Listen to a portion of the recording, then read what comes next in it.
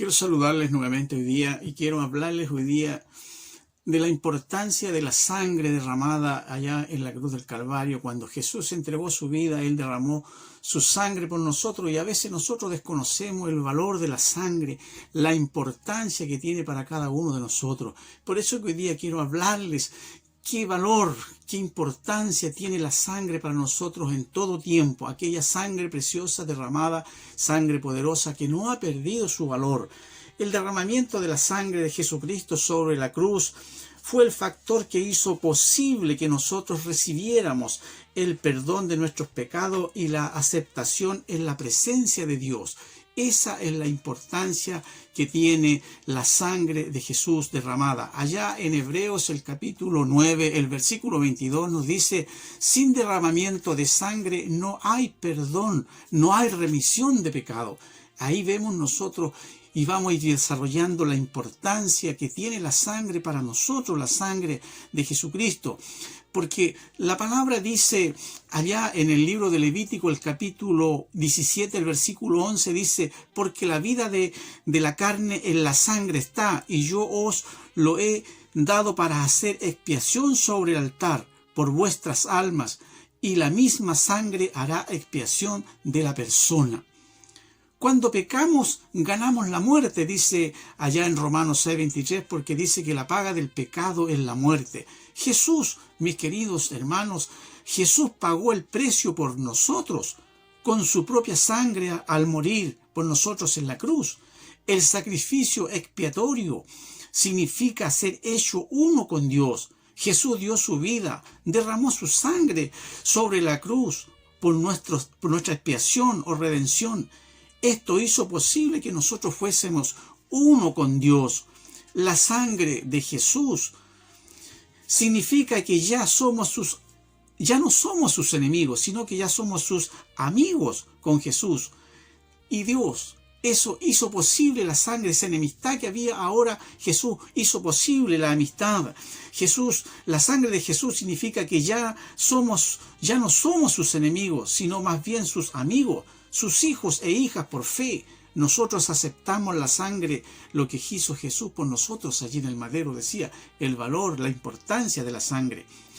Lo que el pecado hace a nuestra vida. ¿Qué es lo que hace el pecado a nuestra vida? Fíjese, lo primero que hace el pecado a nuestra vida, allá en el libro de Isaías, el capítulo 59, el versículo 2, dice: pero vuestras iniquidades han hecho división entre vosotros y vuestro Dios, y vuestros pecados han hecho ocultar de vosotros su rostro para no oír. Mire lo que hace el pecado. Cierra los oídos de Dios, cierra los oídos. El pecado hace un tremendo daño a la vida de las personas. El pecado nos hace sentir culpables. Allá en el Salmo 38:4, porque mis iniquidades se han agravado sobre mi cabeza, como carga pesada se han agravado sobre mí. Ahí cuando el pecado empieza a asediar a la persona, como una carga pesada que se empieza a producir en la persona. El pecado permite que Satanás nos acuse. Allá en el libro de Apocalipsis, el versículo 12, el capítulo 12, el versículo 10 dice: porque ha sido lanzado fuera el acusador de nuestros hermanos, el que los acusaba delante de nuestro Dios día y noche, el diablo, acusándonos allí, porque el pecado hace eso, le da la posibilidad de acusarnos a nosotros. También el pecado que hace demanda la pena de muerte, porque Ezequiel, el libro, el capítulo 18, el versículo 4, claramente dice: el alma que pecare, esa morirá. La sangre es para Dios. Fíjese que la sangre es para Dios. La sangre de Cristo satisface plenamente la ley de Dios, la cual requiere un castigo cuando la ley es quebrantada. Primera de Juan, el capítulo 3, versículo 4 dice: pues el pecado es infracción de la ley. La sangre de Jesucristo en el madero fue entregada. La sangre de Jesús nos protege de la culpabilidad, del quebrantamiento de la ley, de la muerte. En el libro de Éxodo, allá en el capítulo 12, ahí está la figura de lo que hizo Jesús cuando sacó su pueblo de la esclavitud de Egipto. En el libro, Dios ordena al pueblo de Israel que untara de la sangre de un cordero sobre los umbrales de las puertas para protegernos del destructor, quien pasaría matando a todos los primogénitos de la tierra. Ese cordero Era un cuadro representativo del Cordero de Dios, de Jesús, quien vendría más tarde al mundo. Dios dijo: veré la sangre y pasaré de vosotros. La sangre de Jesucristo nos permite reconciliarnos nuevamente, ser aceptados delante de Dios. Mas Dios muestra su amor para con nosotros en que, siendo aún pecadores, Cristo murió por nosotros.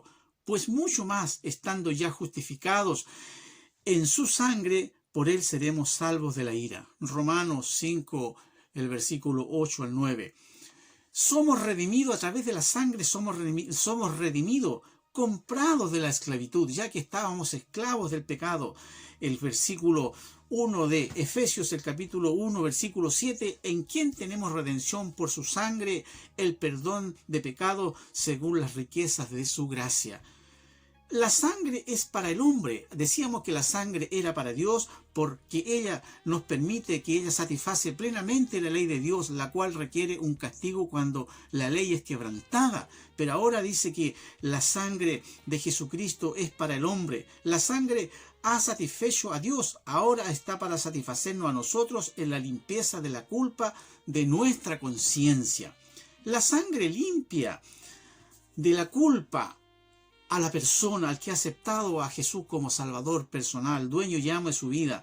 Allá en Hebreos el capítulo 9, el versículo 14, cuánto más la sangre de Cristo, el cual mediante el Espíritu Eterno se ofreció a sí mismo sin mancha a Dios, limpiará vuestras conciencias de obras muertas para que sirváis al Dios vivo.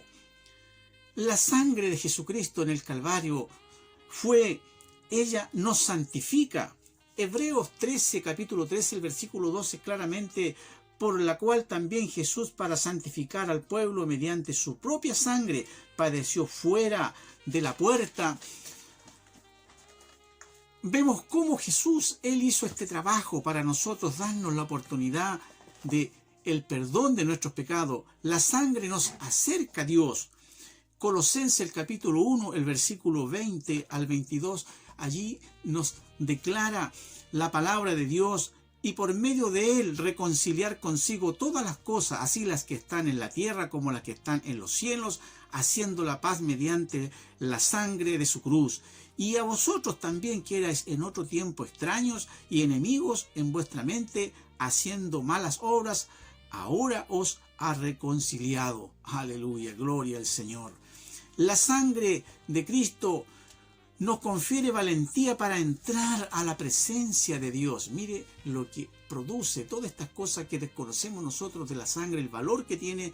La sangre confiere valentía para entrar en la presencia de Dios. Allá en el libro de Hebreos, el capítulo 10, de los versículos 19 al 22, usted encuentra: así que, hermanos, teniendo libertad para entrar en el lugar santísimo por la sangre de Jesucristo, por el camino nuevo y vivo que Él nos abrió a través del velo, esto es, de su carne, y teniendo un gran sumo sacerdote sobre la casa de Dios, acerquémonos con corazón sincero, en plena certidumbre de fe, purificados los corazones de malas conciencias y lavados los cuerpos con agua pura.